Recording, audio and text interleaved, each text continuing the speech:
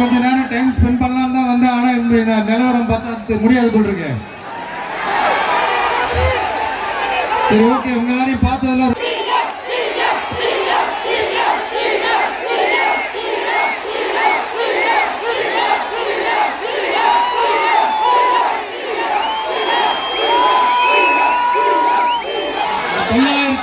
நாட்களுக்கு மேல உங்க மண்ணுக்காக போராடிட்டு இருக்கீங்க.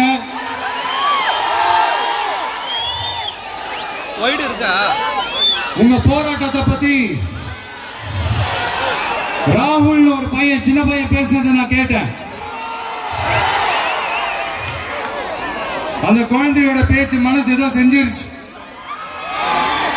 உடனே உங்க எல்லாரையும் பார்க்கணும்னு தோணுச்சு. உங்க எல்லாரையும் கூட பேசி ஆகணும்னு தோணுச்சு. உங்க எல்லாரும் கூட நான் நிப்பேன், தொடர்ந்து நிப்பேன் சொல்லணும்னு தோணுச்சு.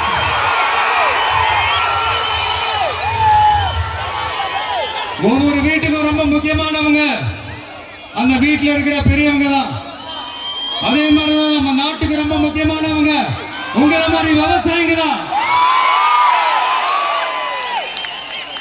அதனால உங்களை மாதிரி விவசாயிகளோட காலடி மண்ணை தொட்டு கும்பிட்டுதான்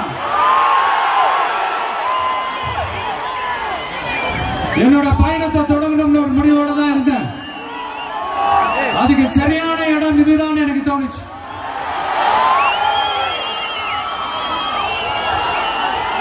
என்ன, உங்க வீட்டில் இருக்கிற ஒரு மகனா என்னோட கள அரசியல் பயணம்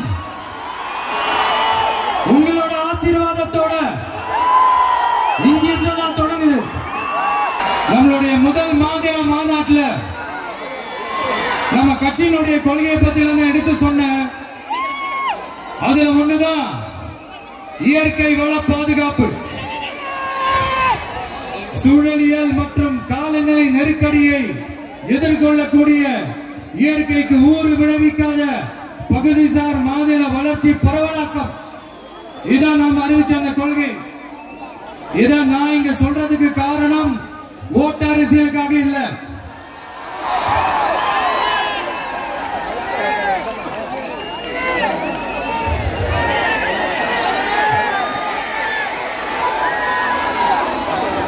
இன்னொரு தீர்மானம் அதே மாநில மாநாட்டில் நான் சொன்னேன்.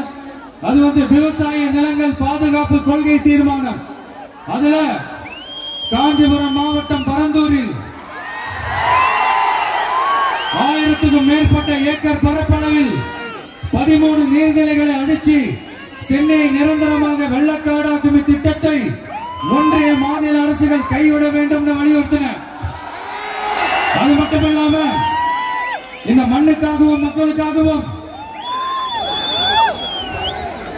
நம்ம விவசாயிகள் பாதிக்கிற இந்த திட்டத்துக்கு எதிராக சட்ட போராட்டம் நடத்தவும் தயங்க மாட்டோம்னு சொல்லியிருந்தோம்.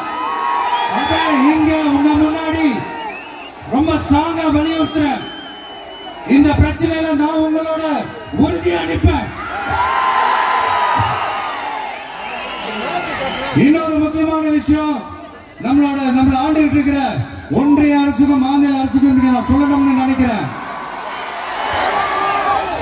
நான் இங்க வளர்ச்சிக்கு எதிரானவெல்லாம் கிடையாது.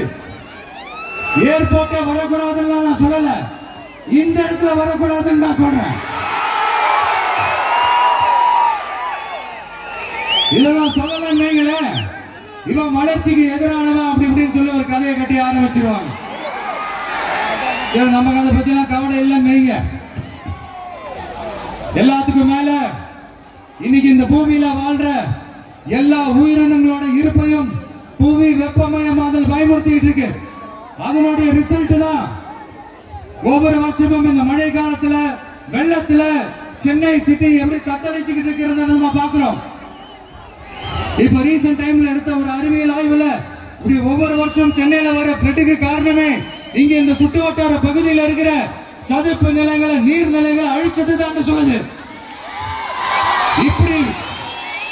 இப்படி ஒரு சூழல் இருக்கும்போது 90% ஆஃப் விவசாய நிலங்கள் 90% ஆஃப் நீர்நிலைகளை அழிச்சு இங்க இந்த பரந்தூர் விமான நிலையத்தை கொண்டு வரணும்னு எடுக்கிற அந்த முடிவை எந்த அரசா இருந்தாலும் அது மக்கள் விரோத அரசா தான் இருக்க முடியும்.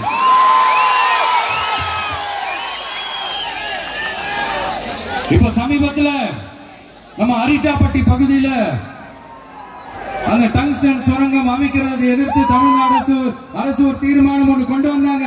அதை நான் மனப்பூர்வமாக வரவேற்கிறேன். ஆனா அதே நிலைப்பாட்டை தானே இங்க நம்ம பரந்தூர் பிரச்சனையில எடுக்கணும்.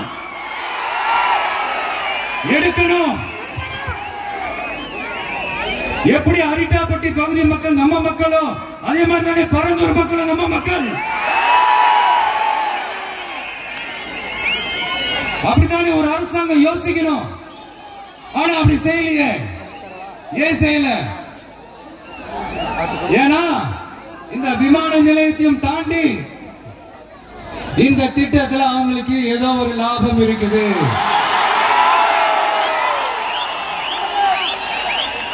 அத நம்ம மக்கள் தெளிவா புரிஞ்சு வச்சிருக்கிறாங்க. நம்மளுடைய ஆட்சியாளர்களுக்கு ஒரு சில கேள்விகள். நீங்க எதிர்கட்சியா இருக்கும் போது 8 வழிச்சாலையை எதிர்த்தீங்க, அந்த காட்டுப்பள்ளி துறைமுகத்தை எடுத்தீங்க. அதே தானே இங்கேயும் அதே நிலைப்பாடு தானே இங்கே எடுக்கணும். எதிர்கட்சியா இருக்கும் போது விவசாயிகளுக்கு ஆதரவு, ஆளுங்கட்சியா இருக்கும் போது விவசாயிகளுக்கு எதிர்ப்பா? எனக்கு புரியலையே.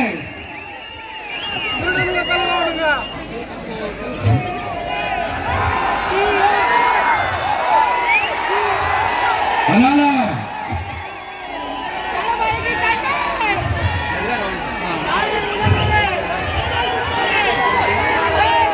இனிமேலும் சொல்றேன்,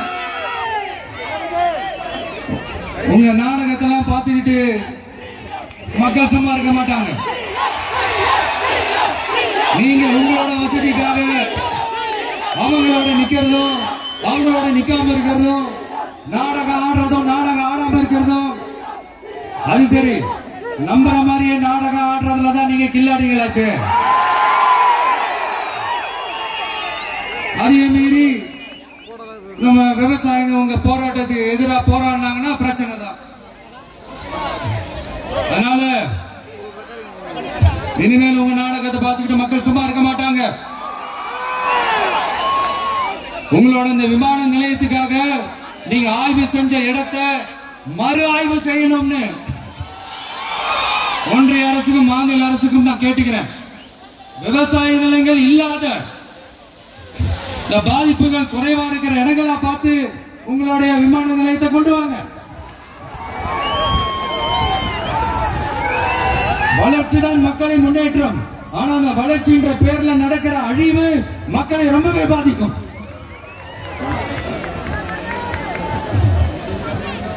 நீங்க எல்லாரும் உங்களுடைய ஊர் கிராம தேவதைகளான கொல்லமட்டால் அம்மன் மேலையும் எல்லை அம்மன் மேலையும்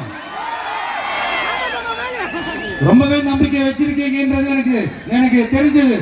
அந்த நம்பிக்கையை இழந்துடாதீங்க. உங்களுக்காகவும் உங்க ஊருக்காகவும் இனி உங்க வீட்டு பிள்ளையான நானும்